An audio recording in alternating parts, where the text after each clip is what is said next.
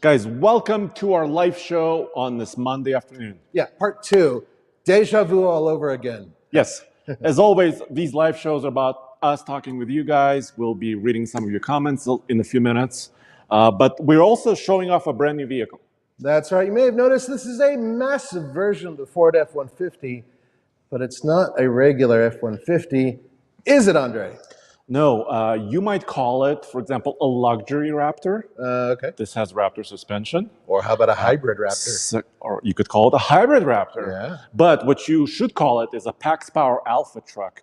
PaxPower is, of course, our friends who are based down in Houston, Texas, and they modify trucks. We've done several videos with Ben and the team over there over the last few years, and this is their latest creation, basically showing what's possible in a luxury truck. This is a Platinum. Let me just quickly give you a glance. Okay, real quick before you do that, Andre, we've got a super chat here. Oh. $2 from Old Timer. Said, glad you're back. Glad we're doing this live show today. Oh, far out. Old-timer. Thank you very much for joining us. Dude, Old Timer, you always support us on every show. Thank you so much. So this is a Platinum interior, which is why I'm also calling it basically a luxury Raptor. And then it's also a hybrid, and then we'll show you, kind of everything. We can talk about this. We can talk about some news as well in the truck world. Well, why don't we go into detail with the interior a little bit later? What do you think? Yeah, let's show that a little bit later. Do you want to start? Yeah, start in the back and work from the business end of this truck? Yeah. Now, if you guys are rejoining us, we had a little botched broadcast earlier. I wanted to just, first of all, I'm going to be completely honest with you guys. I find this truck to be really awesome, but there are a couple issues. And the first thing that really gets to me, and there's actually two things back here, Andre. I discovered another thing that kind of really, yeah, blacked out taillights. I'm not a huge fan of those at all, ever. Well, this is to taste, right? It's to taste, but it's the one safety device that you tell people, hey, I'm slamming on my brakes, and you're dimming that. You're actually lowering the brightness of it. I know a lot of people do it. I know even automakers do it, but it's just not my favorite thing. Show you something else. Yes. What's that? What are you talking about? The bed. This is a 5.5-foot bed. Yeah, and did you notice something about it? Oh, it's shiny. Yeah, it shouldn't be shiny. Oh, you're saying there's no bed liner? There's no bed liner. I'm sorry, for the amount of money you're paying for this truck, there should be a bed liner. That's just another minor issue. So a couple of comments. First comment is, Ford, as with every manufacturer of pickups and also just regular cars, it's super hard to get these. Super, super hard, especially a hybrid like this. So we're just thankful to have it. So maybe they'll bedline it later. Okay. But also this, because it's a hybrid. I do love that. It has a 7.2 kilowatt inverter system. Just like the one that you own. Yeah, some people call it a generator, but it's really an inverter system that's using the gasoline power and also the battery on board, the lithium-ion battery, to actually give you quite a lot. And we used that on my truck to power electric cars, to charge electric cars, to power tools. David powered two trailers with one. Yes, and also David at the farm, at the Happy Yak Ranch, he also used a low-powered welder with it. I mean, I really like that.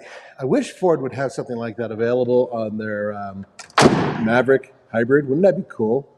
Yeah, they only have 400 watts there. This is 7,200. By the way, if you buy a Raptor, let's say you said, I don't want a package like this. Why don't I just buy a factory Raptor from Ford, which, if you can find one, they offer about 2,000 watt output, which is okay.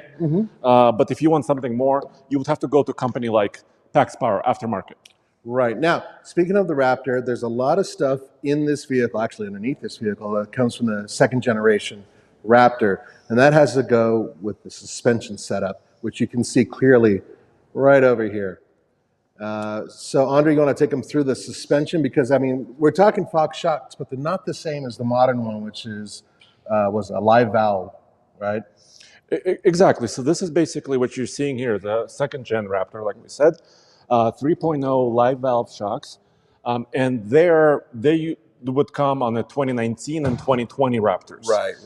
Factory. Because this is a 14th generation truck, thank you, Zach, we can get a little bit of a better view. Because this is a 14th gen 2021, 2022 truck, a lot of the computer systems are still kind of locked down. Right. Over-the-air updates, et cetera, et cetera. So these trucks are not in their live setting on this particular model here. Right. They are actually always set to soft settings. So you're always kind of a little bit floaty. Yeah, the cushy thing, which I personally like quite a bit. I'm not, now this is personal to taste. I believe that you can tell them if you want really big wheels. These are 20-inch wheels. Exactly. And so not a whole lot of sidewall on these Toyos, but you can get smaller ones, provided that they go around these massive brakes. But I really do like the spacing, which is pretty good, and it's similar to the spacing of the one you tested, which was the 5-liter with the supercharged engine. That was a beast, and you took it off-road, and we have video of that. So this is a similar type of setup, which means really good spacing for articulation. Exactly, and the other truck video you mentioned in Houston, not in Houston, in Texas, I tested it. Yeah. That had a slightly bigger tire. I would actually prefer the 35s for many reasons that I'll mention a little bit later. Okay. One of the reasons, of course, is articulation. Right. These are custom fender flares, by the way. Yes, they are. Yes. So something really cool about these that Andre showed me, I didn't realize it. These are actually, they have a light in them, and they're needed because of the width. Yeah, the width of the truck is Raptor width, so technically you need them, and I think it looks pretty nice. Nice integration. It's well integrated, and I thought these were reflectors at first, so I didn't realize that these were actually lit, which is really cool.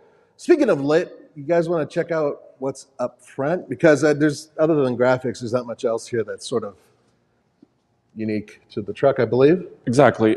Before we move on, Oldtimer has another question and a super chat donation. Okay. Thank you very much. Thank you. He's asking about pricing.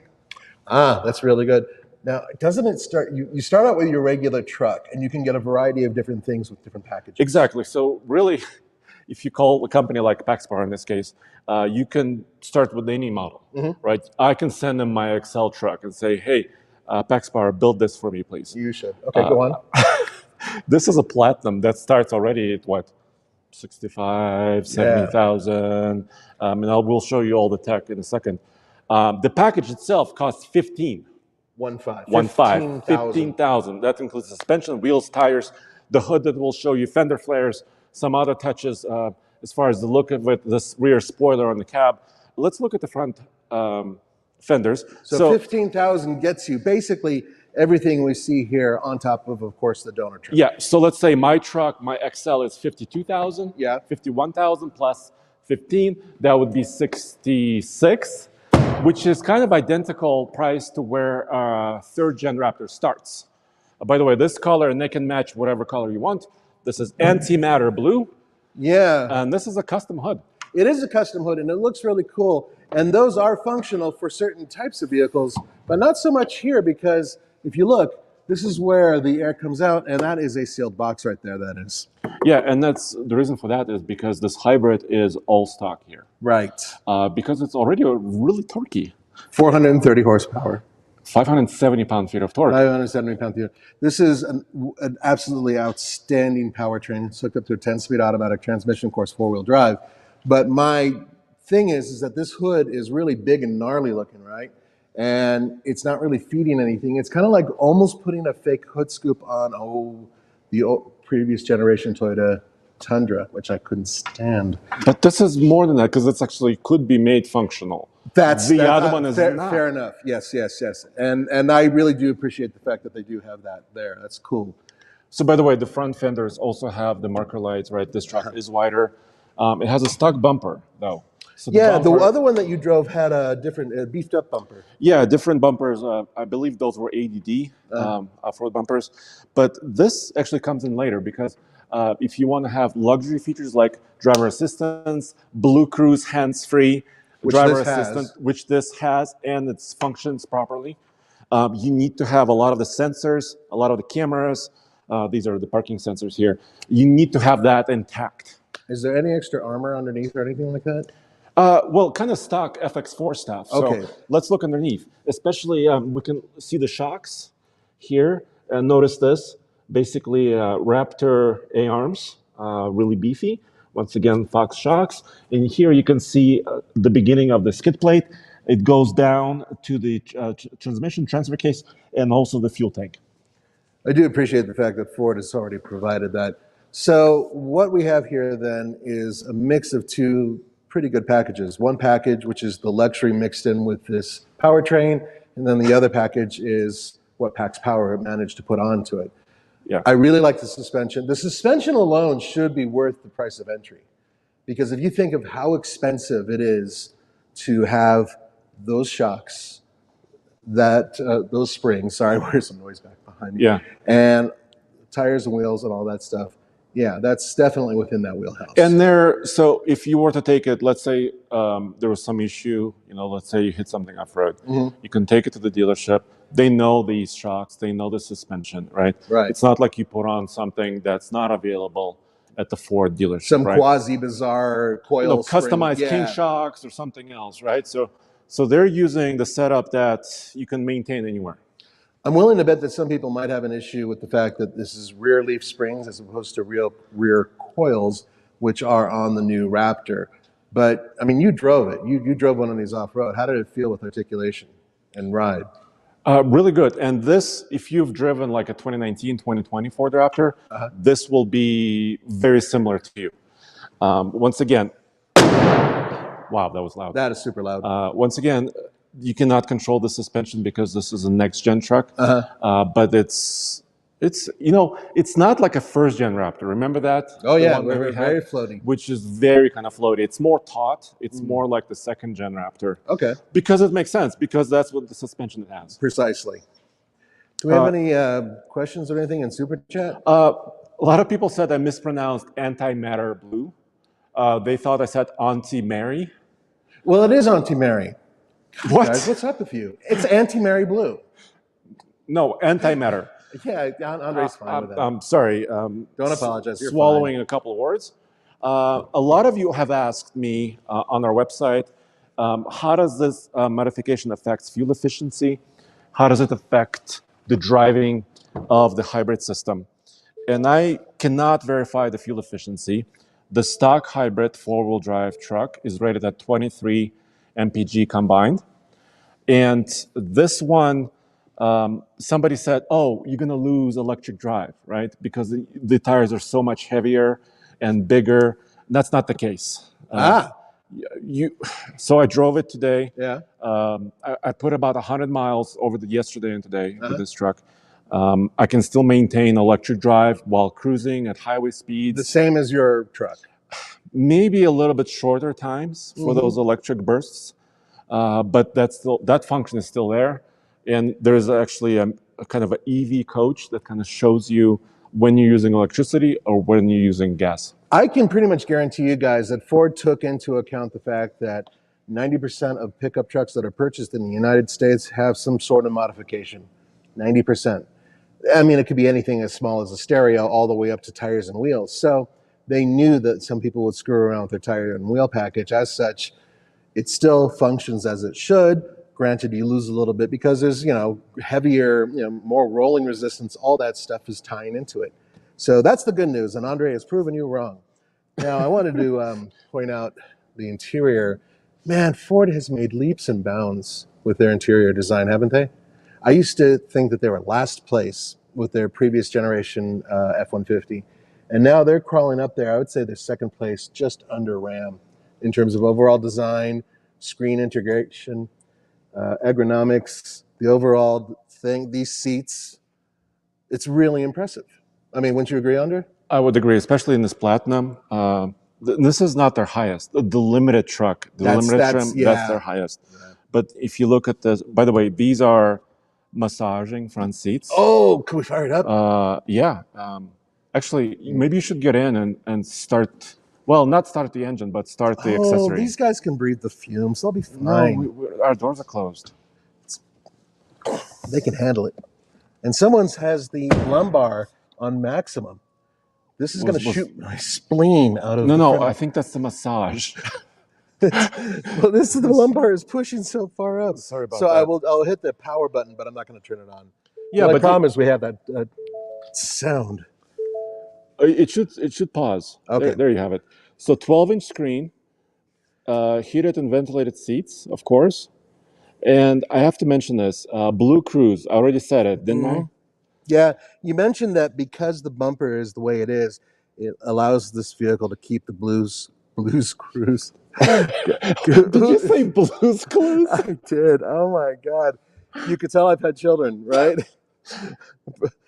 You said blue cruise. Okay, that's their marketing term for hands-free, but not driver-free. Driver is still there paying attention, but hands-free, pre-mapped highway driving.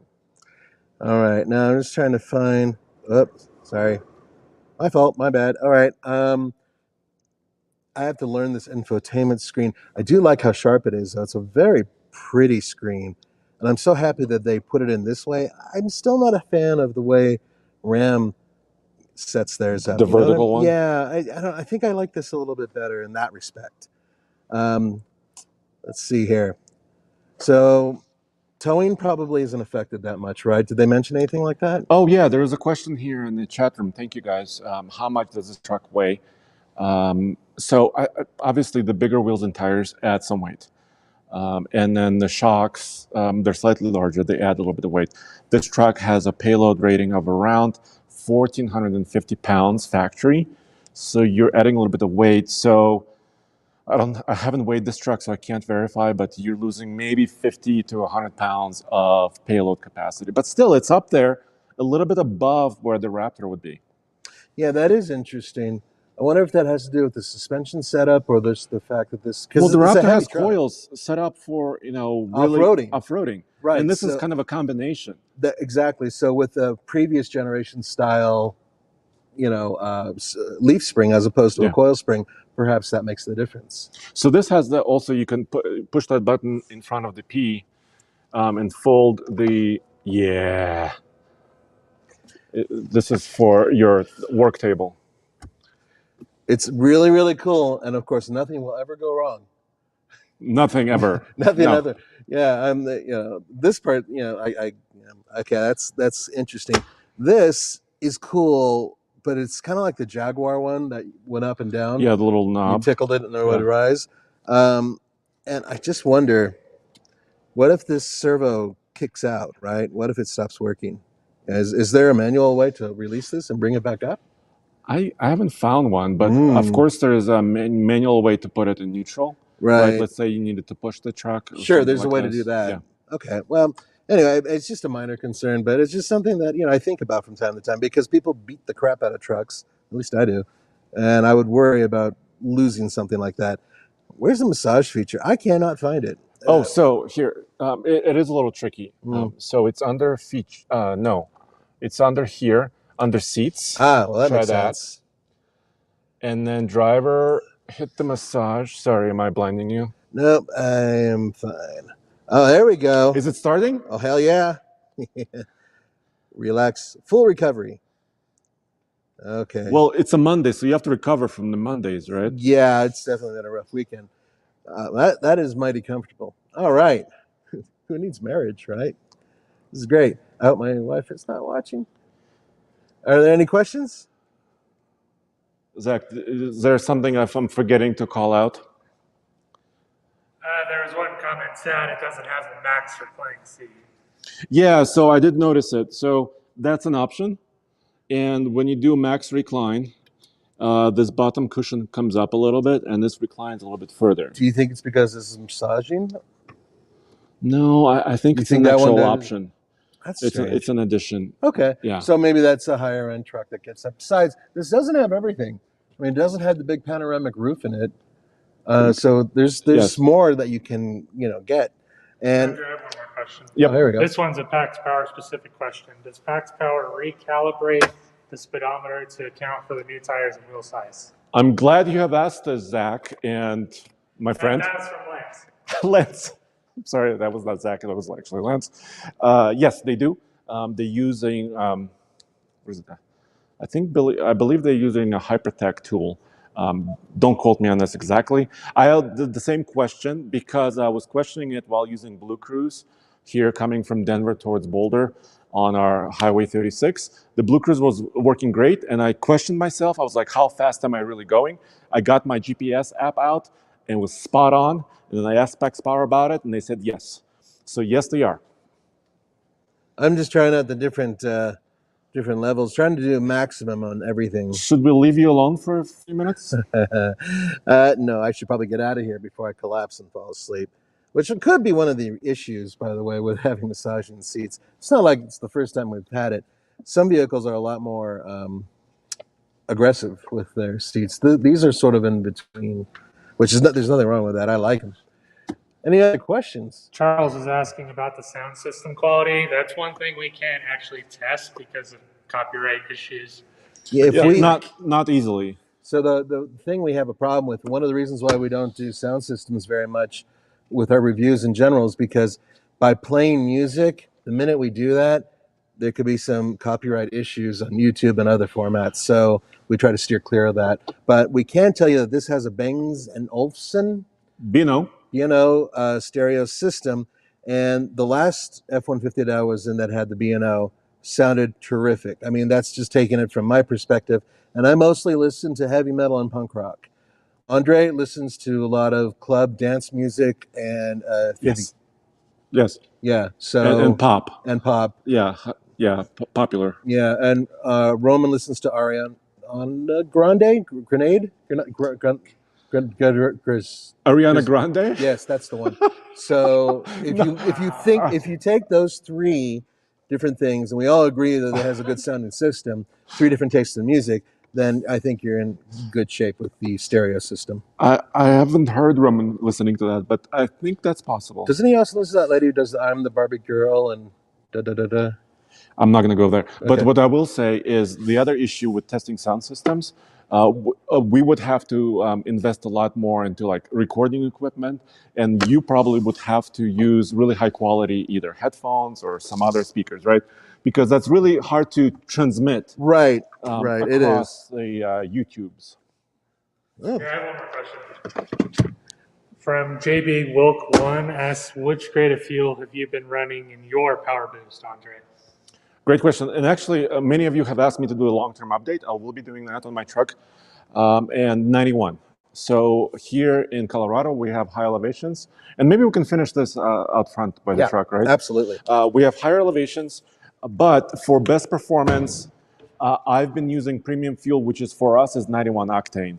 I know it's expensive, but I've been getting pretty lucky, and around the city, I'm getting about, I want to say between 22.5 and 23 mpg. And this is city driving in the wintertime. On the highway, I'm getting about 21.5 when I'm going long distance, like to Albuquerque and back. So I can do about 650 miles in the tank. That's pretty cool. That's pretty close to diesel marks. In fact, that's matching diesel marks. So it hits my wallet hard, but it hits it only like once a month. So that's kind of what happens. Sorry, kids, there's no dinner for the next 3 weeks, but we're going to fill up that truck. How big's your gas tank?